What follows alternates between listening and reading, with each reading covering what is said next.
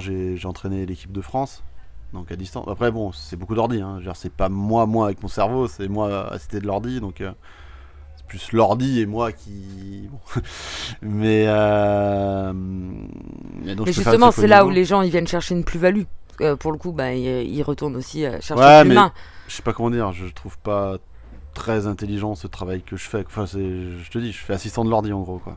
Après, je le fais de manière consciencieuse, j'essaye de rien oublier, de tout regarder en détail et d'être objectif dans ce que je raconte et dans mon compte rendu. Mais c'est pas juste on me pose une question, moi tout seul je me mets dans mon échiquier, je réfléchis des heures, j'essaye des trucs et je donne mes conclusions avec une petite note, quoi. Si ça serait vraiment moi, donc je pourrais me tromper, je pourrais avoir raison, et si c'est très bien qu'il y ait une trouvaille, bah, je peux être très fier de moi parce que j'ai vraiment trouvé un truc. Là en fait, j'ai fait tourner un ordi, quoi, en fait. J'aime bien les cours. Peut-être le truc où je peux être le plus fier en cours, c'est que j'ai eu une élève qui était championne du monde, moins de 16 ou moins de 18 ans, c'était une joueuse allemande. Comment elle s'appelle? Anne-Marie Mouch. Ouais, c'était bon, aux échecs tu peux jouer pour un club par pays. Bon, ça c'est spécial aussi, mais c'est comme ça. Le problème c'est que là en fait j'ai jamais pratiqué. Donc j'ai fait quelques années, j'ai fait quatrième, troisième, seconde, 5 ans quand même. Comment on dit roi en allemand? König. Reine? Un petit dame. Dame? Ah oui, c'est pas reine, c'est dame. Oh là là, je suis nulle. Dame. Ouais. Ok. Cavalier? Je sais pas comment tu dis, mais C'est pas Jägermeister? Non, ça c'est non, le ça, c'est un petit. chasseur, ouais. Un petit shot, quoi. Non, le cavalier d'ailleurs, ils ont. Ça c'est très allemand, je trouve. Ils ont une manière d'être très. Tu vois, nous en fait, on voit un cavalier ou un cheval ou quoi. Eux, ils sont plus utilitaires. Donc ils appellent ça le sauteur. Donc je sais pas comment tu dis ça en allemand. Et le fou, c'est le sprinter. Laufer, je crois, ils appellent ça. Mais en fait, j'étais pas son entraîneur de longue date. C'est juste qu'elle avait signé au club allemand. Et le gars, le capitaine de l'équipe, m'a dit ouais, là elle a le championnat du monde dans un mois ou deux, est-ce que tu peux un peu travailler avec elle avant et pendant. Et donc on a fait quelques séances avant et puis pendant, bah du coup comme je te racontais tout à l'heure, tu connais le nom de ton adversaire la veille. Donc je savais le nom de son adversaire à elle, c'était pas le mien. Mais du coup bah, je regardais ce qu'elle jouait, j'essayais de lui dire bah essaye de faire ci, ça, de lui envoyer un fichier à jouer. Et bah ça s'est très bien passé, quoi. Elle était championne du monde, donc c'est toujours bien, quoi, d'être coach de quelqu'un qui est championne du monde, quoi. Oui, mais... Ah, c'est Donc génial. voilà, ça c'était peut-être mon plus grand accomplissement de coach. Ok. Mais pour autant, tu vois, j'aime bien le côté donner les cours plus débutants, plus. Alors c'est pas forcément débutant à prendre la marche des pièces non plus, hein, mais plus les gars qui jouent sur internet et qui ont peut-être envie d'un peu comprendre deux trois trucs en plus, de pas être que par eux-mêmes, voilà. Bah, comme c'est déjà quelque chose d'intellectuel, en plus tu as l'isolement de pas jouer de visu avec quelqu'un. Si tu joues sur internet, je trouve bah, ça tombe bien si tu connais personne autour de toi qui joue aux échecs. Ouais. Mais le côté convivial, enfin, Ouais, ça se perd. c'est ce qui te fait peut-être un peu rester, justement, si un peu tu perds de la motive ou t'as pas envie de rester chez toi enfermé, quoi. Ouais, mais bon, t'as quand même plein de gens qui maintenant jouent beaucoup sur internet et plus trop en club. Parce que ça, si t'as fait ton journée de boulot, tu rentres le soir, faut aller, tu retournes en ville, que t'ailles te garer, que je sais pas quoi. Ouais, bon.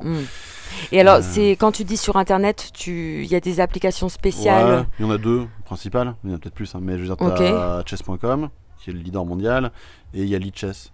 Il te fait jouer des gens à peu près de ton niveau. D'accord. Donc pareil, t'as un classement Elo dessus,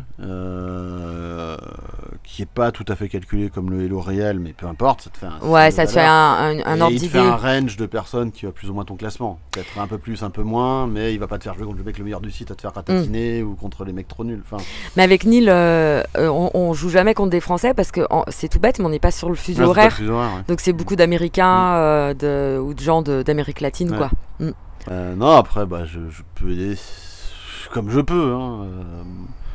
Mais je veux dire, moi-même, je ne suis pas auto bien géré, hein. Quand j'avais fait le championnat de France jeune, j'étais parti chialer, et puis qu'après, chaque année, c'est un tournoi que j'aimais pas, en fait. Trop de pression, tu vois, je peux pas te dire que je suis un génie de la gestion psychologique, hein. Mais je vois les problèmes qu'on peut avoir. Elle était stressée, la jeune fille au Non, championnat. Je crois qu'elle a bien géré. Le truc, c'est que j'étais pas sur place avec elle, hein. Je travaillais par internet. Ah ouais. Donc on se parlait un peu et c'était des emails. Mais j'imagine, quand tu joues pour un titre de champion du monde. Quel est le joueur le plus fort contre qui tu as joué? Le plus fort, le plus Non, impressionnant mais... Wow, c'est peut-être donc Topalov. Il a été ancien champion du monde FIDE. Topalov. Il était numéro 1 mondial en fait. Voilà. Ah d'accord. Juste. Donc, Ok.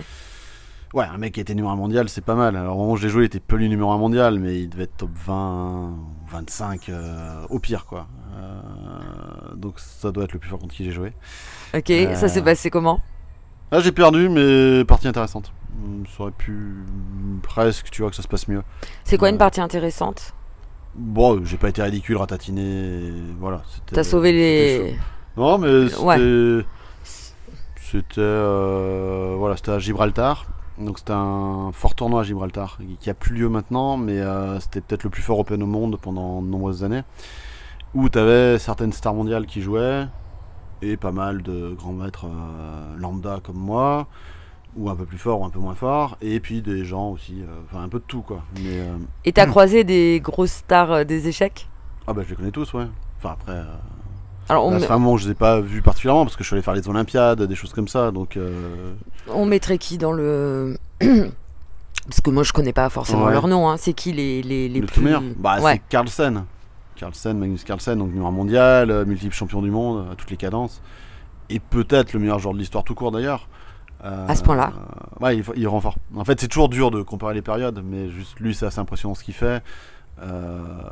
En termes de qualité de jeu, de domination et sur la durée, quoi. Ça fait déjà quasi 15 ans qu'il est numéro 1 mondial. Il a quel âge? 25? Non, non, même Non, il, plus. il doit être né en 90 par là. Donc il a 35, 34, 35. Ouais, ok. Non, non, Carlsen, il est clairement au-dessus. C'est un ovni? Ouais, ouais, il est vraiment fort. Et c'est comment... incroyable. Ok. Juste. Comment ça s'explique? Tu... Bah, c'est un jeu fait pour lui, quoi. Ouais, Je ok. sais pas, il a appris, il a une super compréhension. Naturellement, il te place bien les pièces où elle est bien placée. Si c'est pas par maintenant dans 10 coups, ah bah oui, en fait, elle était très bien là. Il calcule bien, il a une super mémoire en plus. Je sais pas, en fait, tous les attributs dont tu as besoin aux échecs, en fait, il se trouve que lui, ça se passe bien. Et, Tout à l'heure au repas, tu m'as raconté une anecdote par rapport à sa tenue vestimentaire là. Ah ouais, bon, c'est récent. Ouais, ça c'est. Je sais même pas, tu vois, c'est con cette histoire. C'est que la FIDE, donc c'est la Fédération Internationale des Échecs, met un dress code pour les championnats du monde rapide et blitz. Donc c'est en fin d'année, chaque année, entre Noël et le jour de l'an, en gros. Et Carlsen, il a joué le deuxième jour, donc il était en chemise veste, mais il avait un jean. Mais bon, pas le jean trop clair, quoi, un jean foncé. Bon, il avait l'air bien habillé, mais bon, normalement, t'as pas le droit de jean, quoi. Et donc, il y avait 4 parties dans la journée, et je crois qu'ils s'en rendent compte après une ou deux parties. Ils lui disent bon, bah, t'as pas le droit d'être habillé comme ça, tiens, on te met une amende. Bon, bah, ok, c'est $200, il paye, quoi. Enfin. Carrément une amende. Ouais, ouais, une petite amende. Et ils lui disent aussi, ou juste après, je sais pas, tu vois, j'étais pas sur place, donc j'ai vu les comptes rendus. Ouais, mais là, la prochaine partie, il faut pas que tu sois habillé comme ça, sinon t'es forfait. Bon, mais lui, il dit, ok, mais de toute façon, c'est quoi ces gamineries, et puis je vais pas lui faire suivre. Tu joues le tournoi, il faut que tu rentres chez toi, à l'hôtel ou je sais pas où, et puis ça le saoule, il a pas envie en fait. Donc il dit, bon, bah je me changerai demain, et voilà. Mais bon, les mecs lui ont dit, ouais, bah t'es toujours en jean, forfait, tu joues pas. Donc lui a dit, bon, bah si vous me mettez forfait, bah, je me barre du tournoi, et puis voilà, et il s'est barré. Et donc voilà, donc il y a eu cette histoire débile, et donc quand même, après ils ont dû se faire un peu sur les doigts par les officiels ou quoi, parce que donc dans la foulée, il y avait le championnat de Blitz, donc en fait le rapide, c'est du jeu, on va dire, allez, 15 minutes par joueur, ou 10 minutes, ou voilà, plutôt rapide. Ok. Et Blitz, c'est vraiment rapide, c'est genre C'est 5 combien minutes par joueur.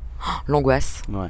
Et donc ça c'était le 30-31 décembre et finalement ils ont dit ouais ça serait bien que tu reviennes, t'auras le droit de jouer en jean si tu veux. Bon bah, il est venu jouer en jean mais bon lui il s'en fout en fait d'être en jean pour en jean. C'était même pas pour défier l'autorité ou quoi, c'est juste il a pas fait gaffe, Ouais. tu vois, et puis moi je trouve ça débile ce côté arbitre qui est content de son petit pouvoir et parce qu'en fait la règle elle est faite j'imagine dans l'esprit. Oui, que pour tu dois pas venir éviter dégueulasse. que... Ouais, c'est ça.